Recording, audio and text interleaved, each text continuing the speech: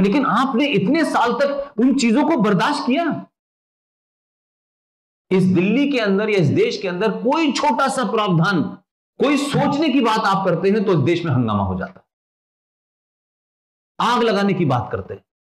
और झूठ और फरेब इतना हुआ कि आप देखिए कि जैसे जैसे मुस्लिम लीग दिल्ली से हट करके केरला तक सीमित होने लगी, तो दिल्ली में लगा कि मुसलमानों की एक नई दुकान चाहिए हमें, क्योंकि दुकान नहीं होगी तो सेकुलरिज्म कैसे चलेगा। तो 1973 में एक एनजीओ रजिस्टर हुई, जिसे कुछ हिंदू हिंदुस्तान के टेलीविजन की डिबेट में आके जब बोलते हैं तो आप उनके ज्ञान और इंफॉर्मेशन का लेवल देखिए क्या रहा होगा। एक एनजीओ 73 में रजिस्टर्ड होती है, उस एनजीओ का नाम था all India Muslim personal law board. वो पूरे देश के मुसलमानों की ठेकेदार है और उसके माध्यम से मुस्लिम पॉलिटिक्स को दिल्ली में जिंदा रखा गया, बाकायदा सरकार के कहने से बनवाई गई। और कुछ हिंदू टेलीविजन डिबेट में यह कहते हैं कि पुष्पेंद्र साहब आपको पता नहीं, ये all India Muslim personal law board Quran का हिस्सा है। अब आप मुझे बताइए मैं कहां से शुरू करूं, उनको कहां से समझाना शुरू करूं मेरे भाई। तो हमारा लेवल ऑफ इंफॉर्मेशन यह है।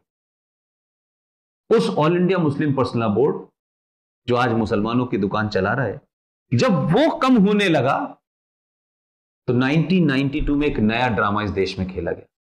वो हमने सुप्रीम कोर्ट में चैलेंज कर दिया है। सुप्रीम कोर्ट ने राज्य सरकारों को, केंद्र सरकार को नोटिस कर दिया है। आपने नहीं सोचा होगा कभी, उस चीज का नाम है नेशनल कमीशन फॉर माइनॉरिटीज। ये टोटली इलीगल था, लेकिन हम बोले ही नहीं।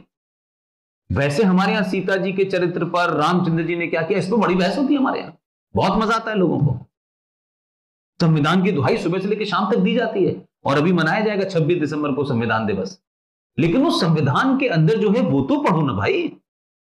जम्मू कश्मीर में 71% मुसलमान है टोटल पॉपुलेशन, राइट। हमारे साथी ने यह चैलेंज किया कि यहां जो माइनॉरिटीज हैं, डोगरा हैं, सिख हैं, जैन हैं, हिंदू हैं, इनके माइनॉरिटी राइट का कोई कुछ है कि नहीं। हमने सुप्रीम कोर्ट में जब पीआईएल डाली तो चीफ जस्टिस साहब को तो बड़ा ताज्जुब लगा। तो हम तो सेंसस भी लेके गए थे 2011 का, और पूरे देश में 8 राज्यों में हिंदू जो है माइनॉरिटी में है। ऐसा ही एक जगह है पौंडीचेरी या लक्षद्वीप है शायद, लक्षद्वीप, वहां 96% मुसलमान है लेकिन वहां भी माइनॉरिटी में है। तो सुप्रीम कोर्ट ने जम्मू कश्मीर की सरकार को और केंद्र सरकार को नोटिस दिया। तो जम्मू कश्मीर सरकार का वकील आता है और पूरे कॉन्फिडेंस के साथ, क्योंकि 70 साल में तो उनका ये कॉन्फिडेंस हो ही गया था, उसने कहा कि सर जम्मू कश्मीर में मुसलमान माइनॉरिटी में है। तो जज की समझ में नहीं आ रहा था कि वो हमारी शक्ल देखे उसकी शक्ल देखे, हम तो तथ्य लेके चले। तो उसने कहा ये तो 71% पॉपुलेशन है। बोले यस सर। अब कश्मीरियों का तो कॉन्फिडेंस ही अलग था। तो जज साहब ने सिर्फ उससे ये पूछा कि भाई 71% पॉपुलेशन कैसे माइनॉरिटी में हो सकती है। बोले sir national commission of minority जो है ना, उसमें मुसलमान माइनॉरिटी में है। तो जज साहब लिटरली बता रहा हूं, सुप्रीम कोर्ट में 5-7 मिनट तक ऐसे लगा जैसे कुछ ब्लैंक सा हो रहा है, या कोई अजीब गरीब बातें हो रही है। फिर हमने पौंडीचेरी का भी दिया, लक्षद्वीप का भी दिया। आखिर में उन्होंने कहा कि नोटिस इशू करें और केंद्र सरकार से पूछा कि नेशनल कमीशन फॉर माइनॉरिटीज के अंदर आपने मुसलमानों को माइनॉरिटी घोषित किया है राष्ट्रीय स्तर पर। उस पर जो सवाल सुप्रीम कोर्ट ने किया, मुझे लगता है उस पर फैसला आ जाएगा, और आजकल फैसले जल्दी आने की उम्मीद ज्यादा हो गई है। उसमें उन्होंने कहा कि कोई भी माइनॉरिटी राज्य स्तर पर तय होगा, राष्ट्रीय स्तर पर कैसे तय हो सकता है। लेकिन आप मुझे बताइए 70 साल से मेरा और आपका पैसा कौन ले रहा था। ये तो खुल्लम खुल्ला डकैती है ना इस देश में। तो जुडिशरी की भी समस्या ये है कि जुडिशरी भी वही काम करती है जिससे बचा जा सके। अयप्पा के ऊपर जो पीआईएल दाखिल की थी वो लड़की नहीं थी जिसको अयप्पा में पूजा करनी थी, लेकिन रात दिन सुनवाई की क्योंकि आप भीड़तन से डरा नहीं सकते, आप नीलकंठ जैसे गंजूर जज की हत्या नहीं कर सकते, इसलिए आपसे कोई डरता नहीं, इसलिए आपको इस देश में टेक इट फॉर ग्रांटेड लिया जाता। अश्विनी उपाध्याय, एक वकील हमारा दोस्त, उसने पीआईएल दाखिल की कि जो जेंडर जस्टिस अयप्पा के मंदिर में होना चाहिए वो हिंदुस्तान की हर मस्जिद में होना चाहिए। जज साहब ने उससे एक लाइन में मालूम है क्या कहा, मैं इसीलिए मेरा गुस्सा है, और ये कंटेंट कोड बकवास चीजें कोई नहीं होती, बकवास क्या कंटेम्प करेंगे भाई। वो कहते हैं no no you are not a party, आपका इसमें क्या इंटरेस्ट है। उसने कहा सर, उसने कहा कि सर अयप्पा के अंदर जिसने पीआईएल डाली थी सर वो भी तो पार्टी नहीं था, वो पीआईएल एक्सेप्ट नहीं की। हमारा पाखंड ये है, इसलिए हम डरते हैं, इसलिए हमको लगता है कि किसी तरीके से कोई रास्ता हो जाए और काम निकल जाए। जुडिशरी की यह हालत है।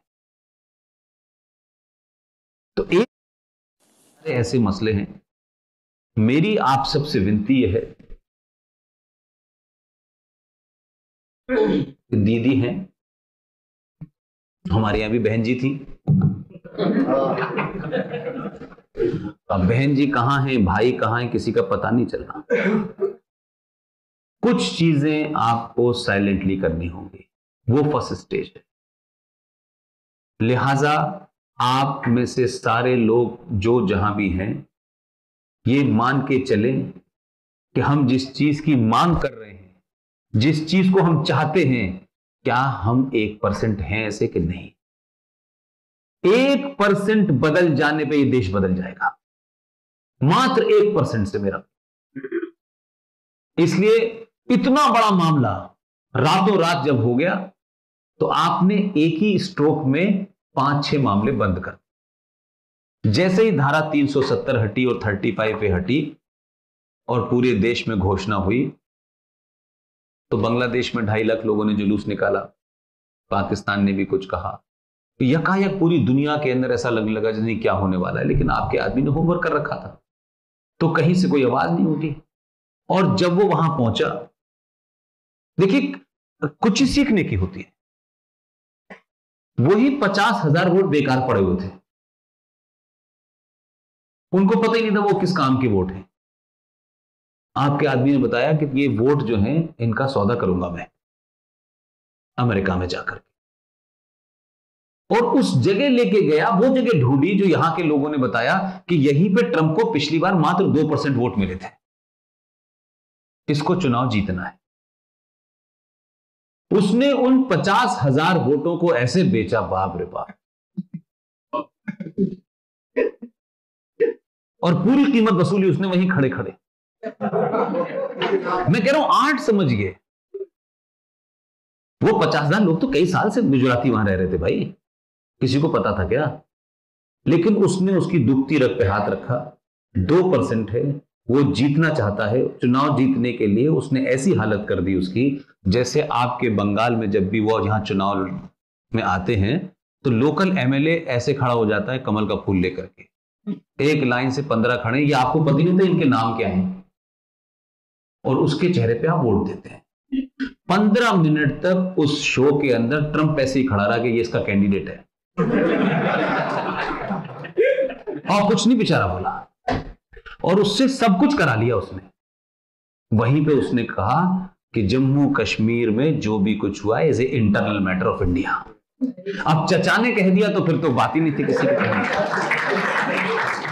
और दूसरी जो उसकी ख्वाहिश थी, जो आप सबकी देश में ख्वाहिश है, लेकिन मैंने कहा कि सत्ता पे बैठ करके बहुत सारी चीजों को नहीं बोला जा सकता।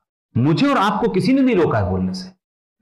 उसी जगह खड़े होकर के जो मोदी को चाहिए था, क्योंकि मोदी नहीं बोल सकते, उन्हें नहीं बोलना चाहिए। भारत के अंदर स्थिति दूसरी है, ये हो सकता है 50 साल के बाद कुछ और स्थिति, लेकिन आज आप चिल्ला के नहीं बोलना चाहिए, सत्ता में बैठे हुए लोगों को नहीं बोलना चाहिए।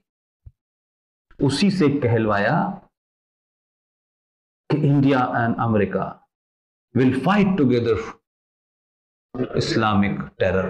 जैसे ये कहा तो आप 50,000 जो थे ना, उन्होंने 5 मिनट तक ताली बजाई खड़े होकर, और मोदी मुस्कुरा रहे थे। आपके मन की दोनों बात कह दी। वो कह रहा है, यहां डर लगने लगा लोगों को कि अब ये तो मैंडेट लेके आ गया है, जहां हम रुकवाने गए थे इसका वीजा, तो वीजा भी इसको मिल रहा है और वहीं से लेके आ रहा है। तो कुछ कुछ चीजों को आप साइलेंटली होने दें। इसीलिए मैंने कहा कि कोई कानून, ये तमाम सारी चीजें आपके दबाव में बन रही हैं।